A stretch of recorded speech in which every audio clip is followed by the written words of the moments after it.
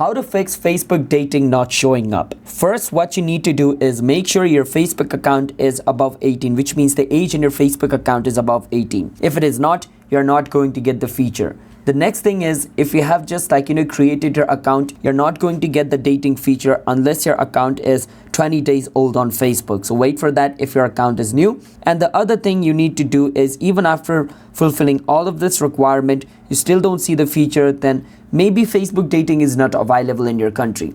Since Facebook dating is not available in every single country, if your country is one of them, you're not going to see the feature just like this. In my country, it's not available, so I don't see the feature over here. So I cannot do anything to make it appear. I need to wait until Facebook makes it available for my country. To check if Facebook dating is available in your country, just go into Google and search for is Facebook dating available in ... country, where you need to enter your country's name, and it'll show you if it is available or not. If not, then the only thing you can do is wait.